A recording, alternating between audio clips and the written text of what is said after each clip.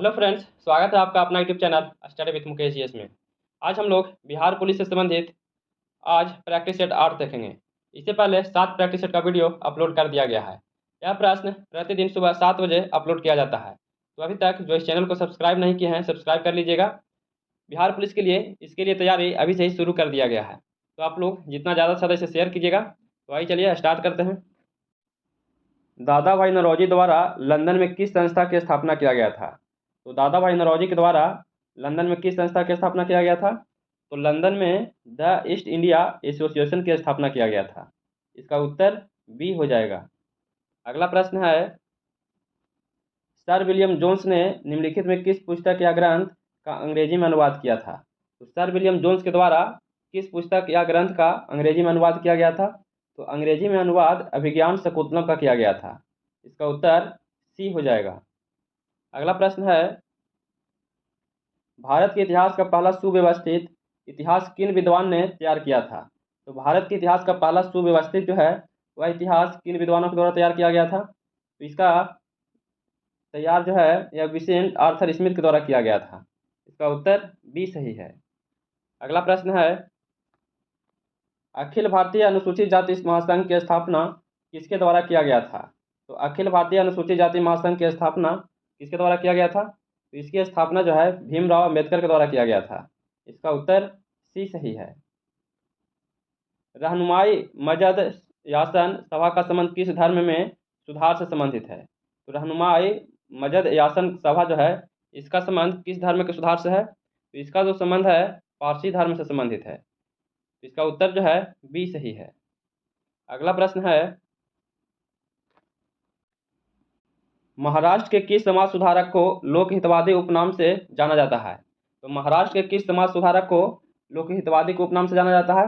लोक हितवादी के नाम से गोपाल हरि देशमुख को जाना जाता है। इसका उत्तर बी सही है। यंग बंगाल आंदोलन का आरंभ किसने किया था? तो यंग बंगाल आंदोलन था, इसका आरंभ किसके द्वारा किया गया था? तो इसका आरंभ जो है हेनरी विवियन डेराजियो के द्वारा किया गया था। इसका उत्तर सी हो जाएगा। नेक्स्ट प्रश्न है, किस स्थल में प्रागैतिहासिक गुफा शैल चित्र मिले हैं? तो किस स्थल से प्रागैतिहासिक गुफा शैल चित्र मिले हैं? यह चित्र जो मिला है यह भीम बेटका से मिला है। इसका उत्तर सी सही है। अगला प्रश्न है, भारतीय उपमहाद्वीप में लौह का सर्वप्रथम साहित्य संदर्भ मिलता है। तो भारतीय उपमहाद्वीप में लौह का जो सर्वप्रथम जो साहित्य मिलता है यह किस वेद से मिलता है? लौह का सर्वप्रथम जो साहित्य मिलता है यह यजुर्वेद में मिलता है। इसका उत्तर सी सही है। दिल्ली सल्तनत में रहट किससे संबंधित था? तो दिल्ली सल्तनत में जो रहट है यह किससे संबंधित था? तो रहट जो संबंधित था यह सिंचाई विभाग से संबंधित था। इसका उत्तर बी सही है। अगला प्रश्न है,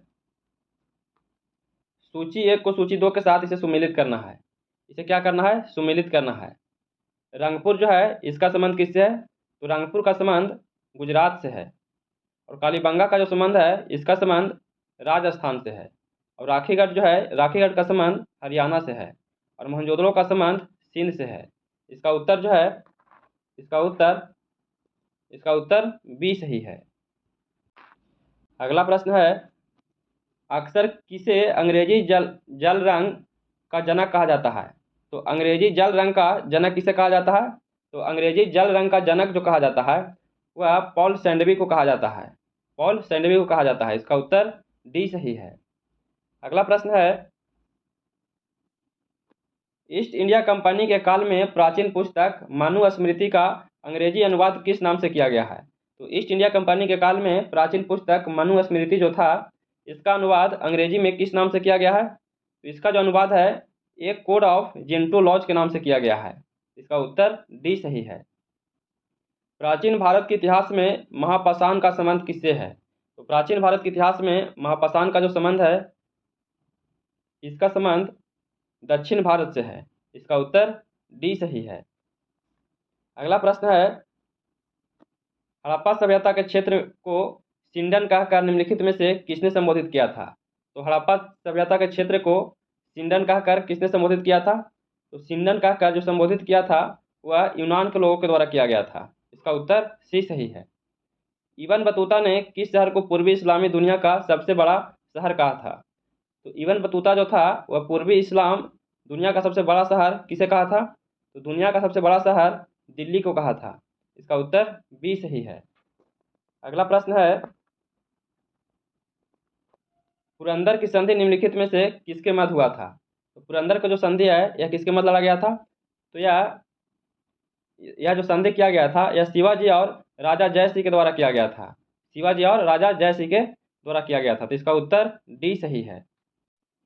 किस एक्ट के माध्यम से बोर्ड ऑफ कंट्रोल की स्थापना की गई, जिसे ब्रिटिश सरकार का ईस्ट इंडिया कंपनी के मालों, व्यापारिक वस्तुओं और उसके भारतीय प्रशासन पर नियंत्रण स्थापित हो गया? तो यह किस एक्ट के माध्यम से किया गया था? तो यह पिट्स इंडिया एक्ट 1784 के द्वारा किया गया था। इसका उत्तर बी सही है। अगला प्रश्न है, भारतीय दंड संहिता इंडियन पिनल कोड का निर्माण किसके नेतृत्व में किया गया था? तो भारतीय दंड संहिता है इसका निर्माण किसके नेतृत्व में किया गया था? तो इसका जो निर्माण है लॉर्ड मैकाले के नेतृत्व में किया गया था। इसका उत्तर ए सही है। अगला प्रश्न है, अमझोर की पहाड़ी में पाइराइट्स की खान पाई जाती है, वह बिहार के किस जिले में है? तो अमझोर की पहाड़ी में पाइराइट्स की जो खान पाया जाता है वह बिहार के किस जिले में स्थित है? तो यह बिहार के रोहतास जिला में स्थित है। इसका उत्तर ए सही है। महानंदा एवं बागमती के बीच नदी समूह स्थित है। तो महानंदा एवं बागमती के बीच कौन कौन सा नदी है? तो महानंदा और बागमती के बीच मेची, कोसी और कमला स्थित है।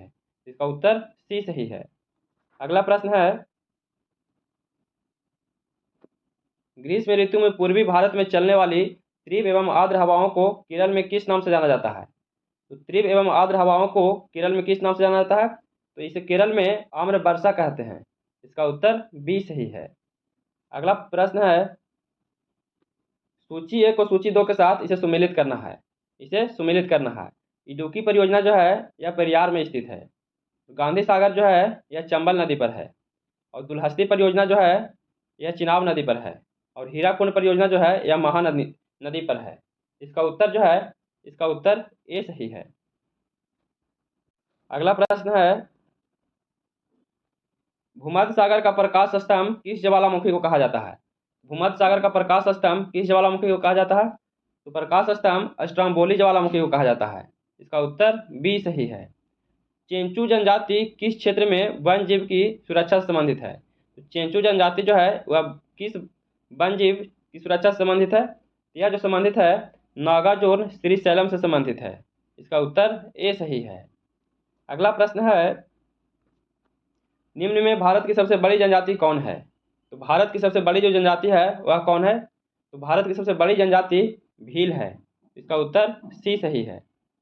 दूसरे नंबर पर गोंड है। किसकी सिफारिश के आधार पर केंद्र एवं राज्य के मध्य वित्तीय वितरण होता है? तो किसकी सिफारिश पर केंद्र और राज्य के मध्य वित्तीय वितरण होता है? तो वित्तीय वितरण जो होता है यह वित्त आयोग के सिफारिश पर होता है। इसका उत्तर सी सही है। अगला प्रश्न है,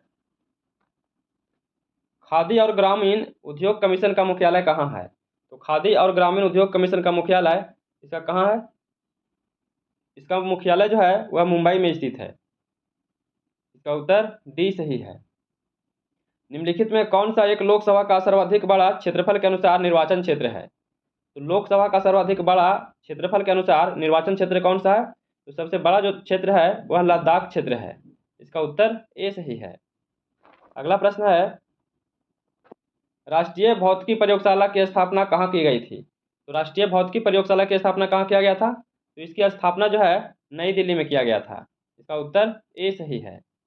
निम्नलिखित में कौन सा रोग आनुवंशिक रोग नहीं है? इनमें से कौन सा जो रोग है वह आनुवंशिक रोग नहीं है? तो आनुवंशिक जो रोग है इनमें रूबेला जो है यह नहीं है। ये तीनों जो है आनुवंशिक रोग है लेकिन रूबेला जो है नहीं है। इसका उत्तर डी हो जाएगा। अगला प्रश्न है, पुष्प के विभिन्न भागों में निम्नलिखित में कौन सा सम्मिलित है? कूट का प्रयोग करके सही उत्तर चुनना है। तो सबसे पहले इसमें बाह दल हो जाएगा, इसके बाद पंखुड़ी हो जाएगा, इसके बाद पुंकेसर हो जाएगा, इसके बाद स्त्री केसर हो जाएगा। तो इसका उत्तर जो है बी हो जाएगा। 1, 2, 3 और 4 सही है। इसमें मूलांकुर जो है यह संबंधित नहीं है। इसका उत्तर बी हो जाएगा। अगला प्रश्न है, किस जीव में बाह्य कंकाल तंत्र नहीं पाया जाता है? तो किस जीव में बाह्य कंकाल तंत्र नहीं पाया जाता है? तो बाह्य कंकाल तंत्र जो है या उभयचर में नहीं पाया जाता है। इसका उत्तर जो है ए सही है। अगला प्रश्न है, निम्नलिखित का मिलान करना है। इसे क्या करना है? इसे मिलान करना है। इसे मिलान करना है। कॉपर सल्फेट जो है इसका संबंध कीटनाशी से है, और पेनिसिलिन जो है इसका संबंध प्रतिजैविक से है, और यूरिया जो है इसका संबंध उर्वरक से है, और मेलाथियान जो है इसका संबंध फंगस नाशी से है। इसका उत्तर जो है, इसका उत्तर बी सही है। अगला प्रश्न है, पारिस्थितिकी तंत्र का कौन सा घटक जैविक और अजैविक घटकों के बीच मध्य के रूप में कार्य करता है? तो जैविक और अजैविक घटकों के बीच में जो कार्य करता है उसे क्या कहते हैं? तो उसे उत्पादक कहा जाता है। इसका उत्तर सी सही है। मानवों में वृक्क में किसके द्वारा घुलनशील नाइट्रोजन यौगिकों के रूप में उत्सर्जित उत्पादों को हटाया जाता है? यह वृक्क में जो है यह किसके द्वारा हटाया जाता है? तो यह माइटोकॉन्ड्रिया के द्वारा हटाया जाता है। इसका उत्तर बी सही है। अगला प्रश्न है, अमोनिया गैस बनाने की हाइबर विधि में उत्प्रेरक के रूप में प्रयोग किया जाता है। तो उत्प्रेरक के रूप में किसका प्रयोग किया जाता है? उत्प्रेरक के रूप में लोहे का चूर्ण का किया जाता है। इसका उत्तर बी सही है। अगला प्रश्न है, आवर्त सारणी में कौन सा तत्व सर्वाधिक यौगिक बनाता है? तो आवर्त सारणी में कौन सा तत्व है वह सर्वाधिक यौगिक बनाता है? तो सर्वाधिक जो यौगिक बनाता है वह कौन सा है? तो कार्बन है। इसका उत्तर डी सही है। मनुष्य के शरीर में पसलियों की संख्या कितनी होती है? तो मनुष्य के शरीर में पसलियों की संख्या कितना होता है? तो पसलियों की संख्या जो होता है वह 24 होता है। इसका उत्तर डी सही है। अगला प्रश्न है, निम्नलिखित में कौन सी एक ऊष्मा की इकाई नहीं है? इनमें कौन सा है जो ऊष्मा का इकाई नहीं है? किलो कैलोरी, कैलोरी और वाट, ये तीनों जो है ऊष्मा की इकाई है, लेकिन किलो जूल जो है यह ऊष्मा का इकाई नहीं है। इसका उत्तर जो है सी गलत दिया गया है। अगला प्रश्न है, चिपको आंदोलन का कर्नाटक में दूसरा नाम क्या है? तो चिपको आंदोलन का कर्नाटक में दूसरा नाम क्या है? इसका दूसरा जो नाम है अपिको जो चालुवाली है। अपिको चालुवाली है। तो इसका उत्तर बी हो जाएगा। अगला प्रश्न है, रेड डाटा बुक किससे संबंधित है? तो रेड डाटा बुक जो है यह किससे संबंधित है? तो रेड डाटा बुक लुप्त प्राय प्रजातियां की जानकारी से है। लुप्त प्राय प्रजातियां की जानकारी से है। तो इसका उत्तर सी सही है। अगला प्रश्न है, पारिस्थितिकी तंत्र में ऊर्जा का मुख्य स्रोत क्या है? पारिस्थितिकी तंत्र में ऊर्जा का जो मुख्य स्रोत है वह क्या होता है? तो ऊर्जा का मुख्य स्रोत सूर्य का प्रकाश होता है। इसका उत्तर बी सही है। निम्नलिखित में कौन पॉलीमर नहीं है? इनमें से पॉलीमर जो है वह कौन नहीं है? तो नायलॉन, टेफ्लॉन और पॉलीस्टाइरीन, ये तीनों जो है तो पॉलीमर है। इन कैपोलेक्टम जो है, कैप्रोलेक्टम या पॉलीमर नहीं है। इसका उत्तर जो है बी हो जाएगा। यही गलत दिया गया है। वायु में ध्वनि की चाल की अपेक्षा स्टील में ध्वनि की चाल क्या होगी? तो वायु में ध्वनि की चाल की अपेक्षा स्टील में ध्वनि का जो चाल है यह 15 गुना हो जाएगा। इसका उत्तर डी सही है। अगला प्रश्न है, यांत्रिक ऊर्जा का संबंध वस्तु के, यांत्रिक ऊर्जा का जो संबंध है यह वस्तु के गति और स्थिति से संबंधित है। इसका उत्तर जो है बी सही है। अगला प्रश्न है, आवर्त सारणी में बाईं से दाईं जाने पर प्रवृत्तियों के बारे में कौन सा कथन असत्य दिया गया है? तो बाईं से दाईं जाने पर प्रवृत्तियों में कौन सा कथन असत्य दिया गया है? इसमें असत्य जो है वह परमाणु आसानी से इलेक्ट्रॉनों को त्याग कर देते हैं। यही जो है असत्य दिया गया है। इसका उत्तर सी हो जाएगा। अगला प्रश्न है, निम्नलिखित योजनाओं और कार्यक्रम का मेल करना है, इसे सुमेलित करना है।